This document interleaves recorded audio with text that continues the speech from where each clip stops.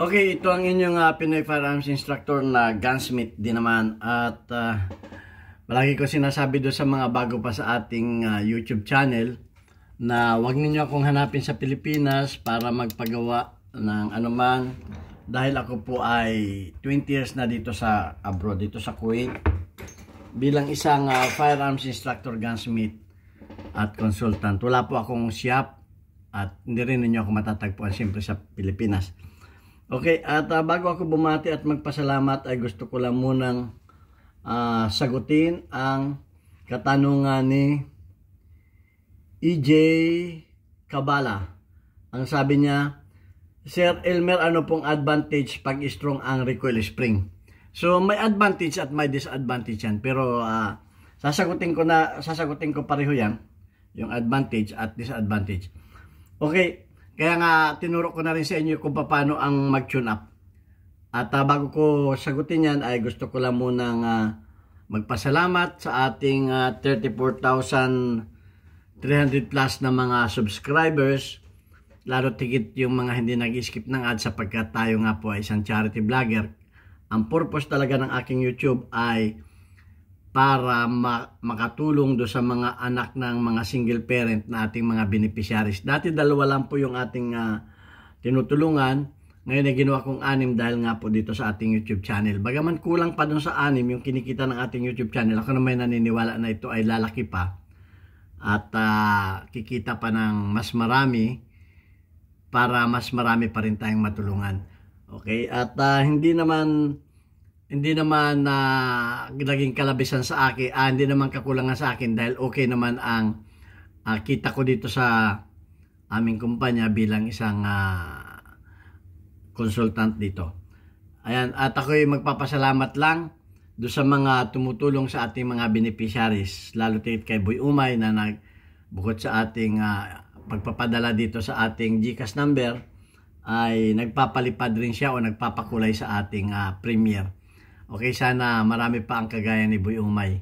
At pasasalamatan ko na rin yung mga nagpapadala dito sa ating GCash number para sa ating mga beneficiaries.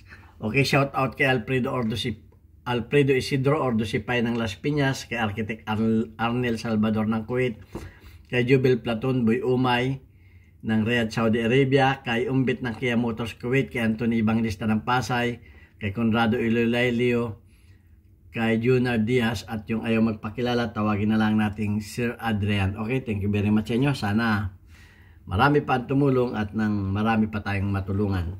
Okay, so ano daw ang advantage ng malakas ang recoil spring? Ang kagandahan po sa 1911, makakabili kayo ng hanggang 5 klase ng recoil spring niyan. Okay, dahil nga kalimitan ay nagre-reload.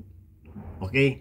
Kung ang bala ninyo ay factory load, ang dapat na lakas ng inyong spring ay yung standard na 16 pounds. Palagi kong sinasabi yan.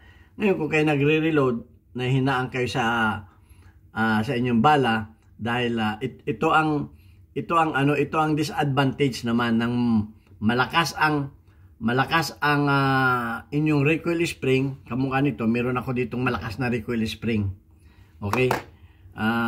Pag malakas ang inyong recoil spring, ang inyong basyo ay posibleng hindi mag-eject. At posibleng ang last shot ninyo ay ganito, ay hindi mag-open chamber.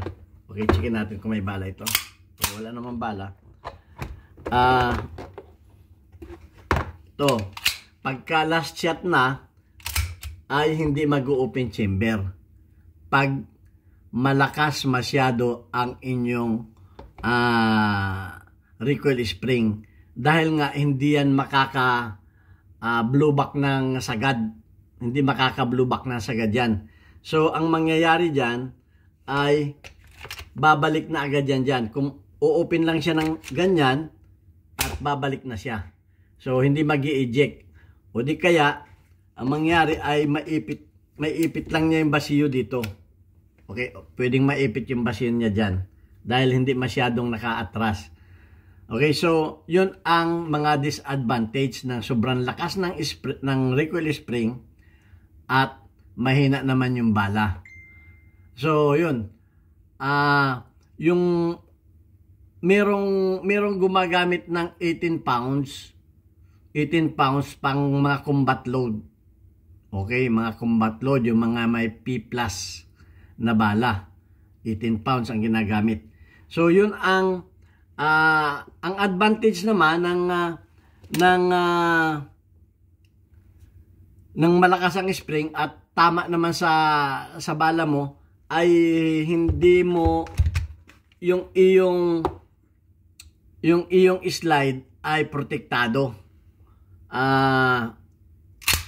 Hindi yan sasagad ng ganito.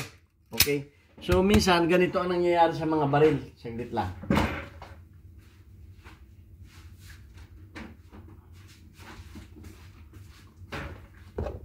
Okay, pag hindi naka-tune up ang pag mahina ang kamukha nito, naputo lang spring, humina, so nag-crack ito dito. Dahil nga ang nangyari ay pagputok niya, mahina ang spring ay sumasagad na ganun. So, ito ang nadidisgrasya. Ito magkakrak yan doon sa medyo mahinang klase. Dahil makapal dito sa kabila, hindi niya kayang basagin. So, magkakrak dito. Matibay ang baril, pero dahil sa naputol na yung spring, hindi na malaya ng instructor o ng shooter, naputol na pala yung spring. So, siyempre, pag putol na yung spring, yung spring ay umigsi na, nag-overlap na. So, ganun ang nangyayari. So, sana, i-tune up ninyo yung inyong bala sa lakas ng inyong spring. Kung, yun nga, sa mga 1911, kung ang bala ninyo ay standard na factory load, 16 pounds ang inyong ilalagay. At saka, mararamdaman ninyo yan kung mahina ang spring ninyo dahil malakas mag-recoil yan. Dahil malakas sumipa. Malakas sumipa ito. Yan o. Inyong mararamdaman na yung lakas ng sipa niyan, siyempre, kumbaga magtatama yung bakal sa bakal. Papakita ko sa inyo ang ano. Magtatama yung bakal sa bakal. Lalo na kung walang shock buff. Kung walang shock buff yan, kaya mas maganda talaga yung mga, kaya ito hindi ko na ginamit dahil ito ay walang shock buff. Okay? Kumbaga ito ang maglalapat dyan.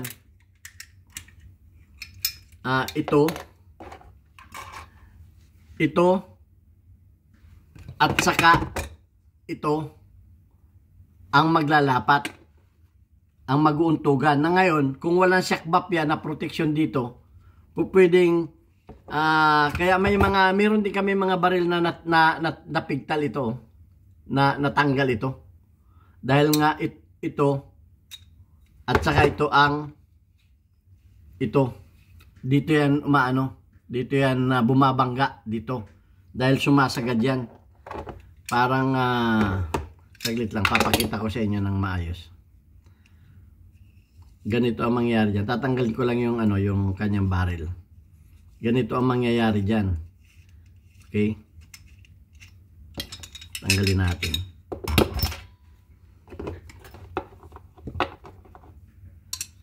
Ito, yan. Ito ay babangga dito. Kaya ang mangyayari niyan, kung mahina ang spring, yan, pagbangga na ganyan, minsan, yung mga ganitong baril namin, natanggal ito. Hindi ko lang may pakita sa inyo, nandun sa armory. Nasira ito, maraming ganun. Dahil nga nasira na yung shock buff at naputol pa yung spring, mga ilang putok lang sisirain niya ito. So yan, ang ano niyan, ang magiging epekto. So yun ang advantage ng malakas ang spring, na it's okay na kung hindi man mag-eject yung lasyat. Basta kung hindi mag-open bolt yung lasyat, ang importante niyan ay sakto lang yung lakas ng spring ninyo. Kaya ang mga 1911, makakabili ka ng isang kit, may 3, may 5. Ngayon, kung kayo ay mag-tune up, siyempre, i-tune up ninyo yung bala ninyo doon. Pwedeng pagka mag-umpisa kayo sa sa matigas. Okay? Maglagay kayo ng isang bala, hindi nag-eject. Hindi nag-eject yung hindi nag-open bolt. Palit kayo nung mas mahina. Okay? Mas mahina. Kaya ako, may malakas ako at may yung tama lang. Okay? So, ganun. Ganun ang pag-tune up ng mga spring. Kaya nga tinuro ko na rin sa inyo, may video ako kung paano ninyo sukatin ang lakas ng spring. Meron ako dyan, kahit yung simpleng lang, saan yung ating yung simpleng lang natin, yung weigh scale natin, hindi ko na makita, ay pwede na yun na gamitin para malaman natin kung gaano kalakas ang ating recoil spring. So ayan, ang disadvantage niyan ay protektado yung ating slide sa pag-crack. Okay? So kakamukha nito, nagkamero na rin ito ng crack, kaya hindi ko na pinagamit. At saka nagkamero na rin ng crack dito. So importante talaga na naka-tune up yung bala natin sa sa tamang lakas ng recoil spring. Okay, ang sagot ko diyan, mapoprotektahan sa pag-crack yung inyong mga slide. Yun ang sagot ko diyan. Okay, para dahil kung malambot yan, ay di parang naghahammer yan, at saka ramdam natin yung lakas na ganun. Mararamdaman mo yun, lalo kung sanay kang pumutok. Pero kung ikaw kung nasa tamang tune up lang yung baril mo, maganda ang maganda ang recoil niyan, maganda. Sakto-sakto lang. Okay, so ipinapayo ko sa inyo na tingnan ninyo gaano kalakas yung inyong bala at gaano kalakas yung inyong recoil spring. So ayan, kung ang advantage nga lang yan, hindi magre-recoil at hindi mag-open chamber sa lasyat. Yan ang disadvantage. Pero ang advantage naman yan ay protection yung iyong slide sa crack. Okay, so maliwanag. So yun lang ang masasagot ko dyan. At dapat sakto lang.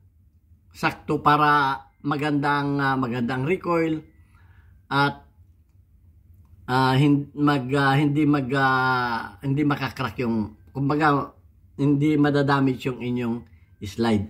So ayan, at kung meron pa kayong alam na kasagutan, ay comment ninyo down below, dahil hindi ko naman yan maalaala lahat o hindi ko alam yung iba. Baka may alam pa kayo, i-comment ninyo at para malaman din ng iba. Okay, ito ang inyong Pinoy Firearms Instructor. God bless us, and thank you very much sa inyong lahat. Hanggang sa muli natin video, magtanong lang kayo para masagot natin.